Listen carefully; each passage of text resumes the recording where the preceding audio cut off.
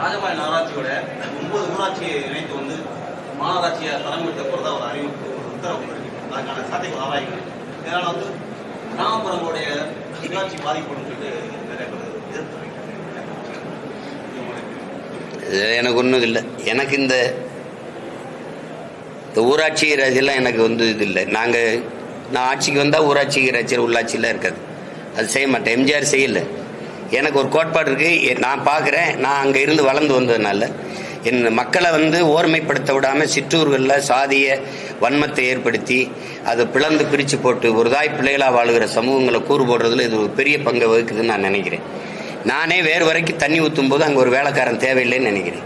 நான் நல்லாட்சி கொடுக்கும்போது அங்கே இதுக்கு ஒரு உள்ளாட்சி மாவட்ட ஆட்சியர் வட்டாட்சியர்லாம் என்ன பண்ணுறாரு? நான் ஒரு நலத்திட்டம் போடுறேன்னா அதை செயல்படுத்துறதுக்கு தானே அந்த மாவட்ட ஆட்சியர் வட்டாட்சியர் வச்சுருக்கேன். இவ்வளோ அதிகாரி இருக்கான். அப்புறம் அங்கே கவுன்சிலராக இருக்கவன் என்ன அப்படியே கரபடியாத கை காந்தியின் வாரிசுகளா இல்லை காமராஜின் பேரங்களா? சொல்லுங்கள், என்ன பண்ணுறீங்க நீங்கள்? சொல்லுங்கள் தம்பி, என்ன நடக்குதுன்னு சொல்லுங்கள். அதை விட வேலை என்ன இருக்கு? நான் வந்தபோது பார்க்காம இருக்க சொல்லுங்க பார்ப்போம்.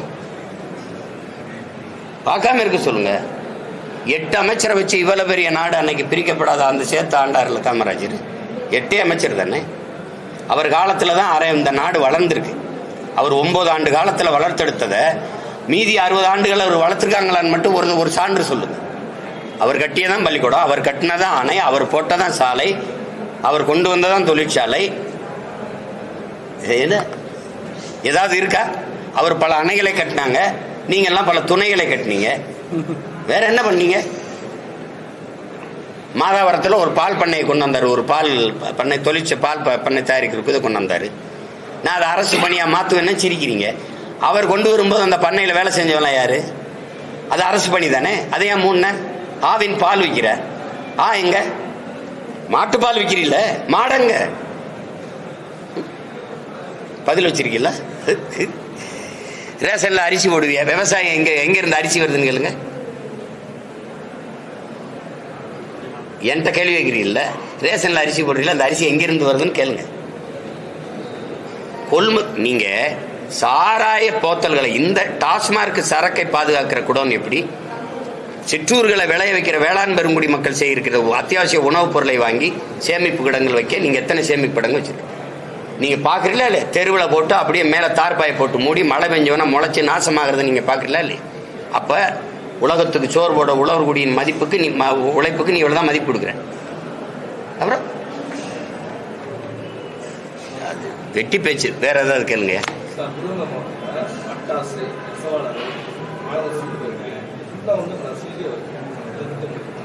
நசிங்கிக்கிட்டே வருதா?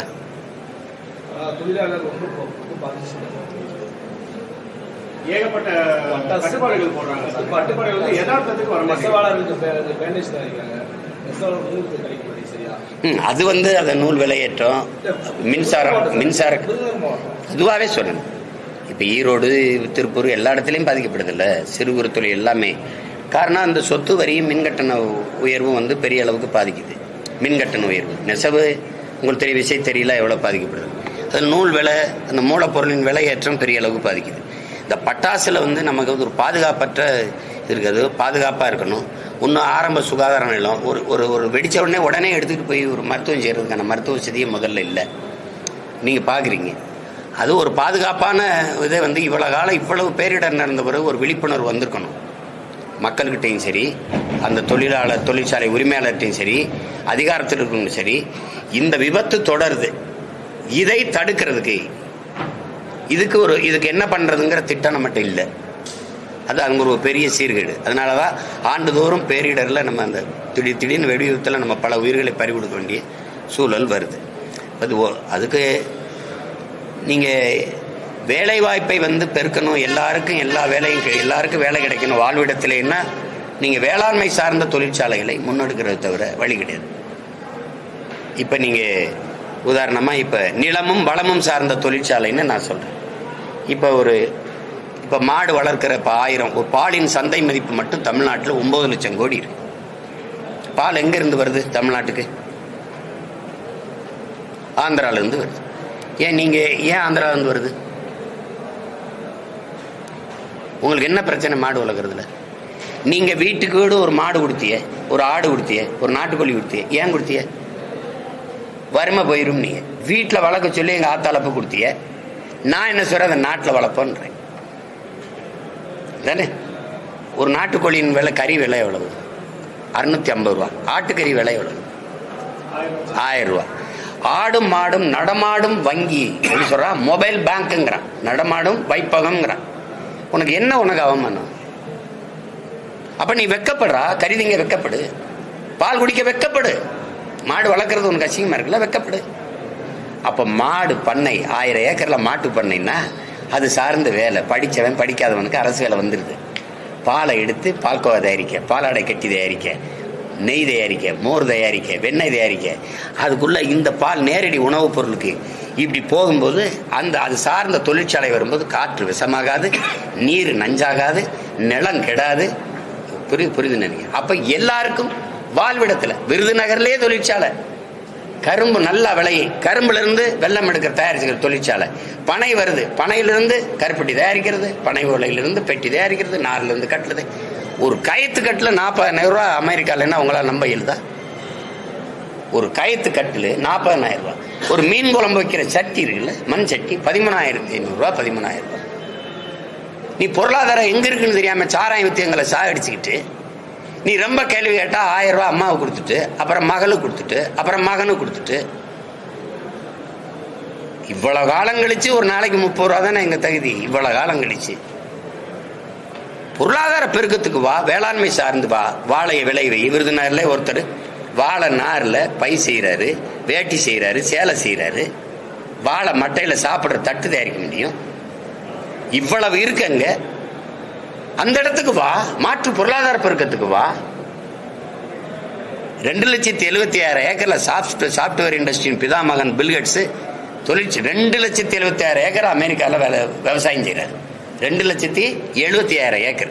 அவர்கிட்ட கேட்குறாங்க, இது மாதிரி உங்களை மாதிரி ஆளுங்க, நீங்க விவசாயம் செய்ய போயிட்டீங்க, அங்கதான் எல்லாருக்கும் வேலை கொடுக்க முடியும், அங்கதான் பொருளாதாரம் இருக்குங்கிறது.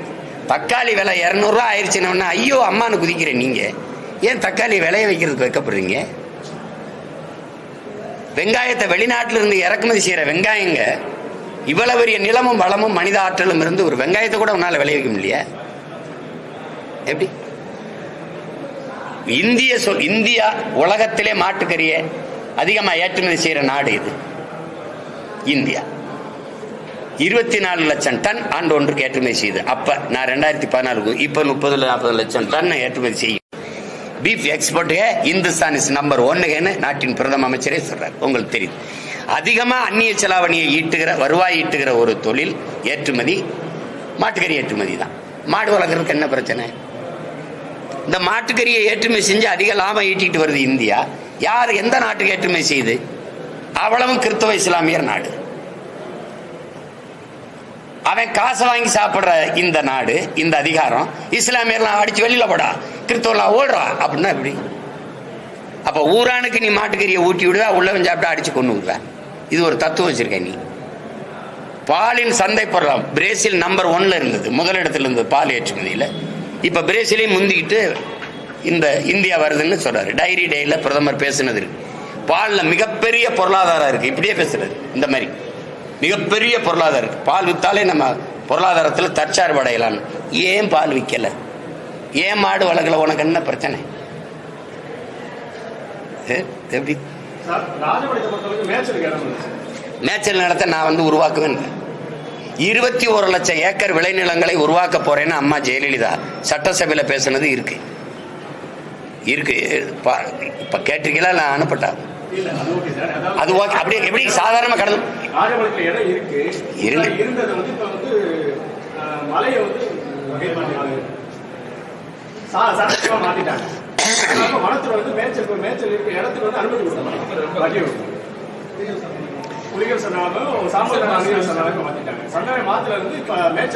இத மேய்ச்சல் நிலமா மாத்துறதுக்கு எவ்வளவு நாள் ஆயிரும் நினைக்கிறீங்க? மேய்ச்சல் நிலம் இருக்கு, மேய்ச்சல் நிலம் உருவாக்கப்படும், அனுமதி தரப்படும். ஒரு 17 மாசம் பொறுத்துருங்க, எல்லாம் சரி பண்றேன். You don't worry, be happy.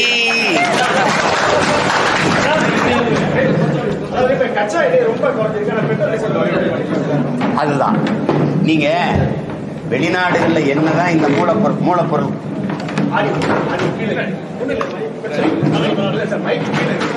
இல்ல நீங்க என்னதான் மூலப்பொருள் குறைஞ்சாலும் இப்ப நம்மளை விட சின்ன சின்ன நாடுகள்ல பெட்ரோல் டீசல் விலை குறைவா இருக்குங்கிறது ஒத்துக்கிறீங்களா? ஒத்துக்கிறீங்க. நமக்கு என்ன பிரச்சனையா நம்ம ஏற்றுக்கொண்ட பொருளாதார கொள்கையில் நமக்கு இருக்கிற சிக்கல் என்னன்னா, இந்த மூலப்பொருளின் விலை குறைஞ்சாலும் கூட இங்க குறையாத காரணம் எண்ணெய் நிறுவனங்கிற விலையை தீர்மானிச்சு கொள்ளலாம்னு நம்ம ஒரு ஒப்பந்தம் போட்டோம் பாத்தீங்களா? அதனாலதான் இது குறைக்க முடியல, ஒரு சீருக்கு கொண்டு வர முடியல. அவனுக்கு ஜிஎஸ்டியும் போட மாட்டீங்க நீங்க,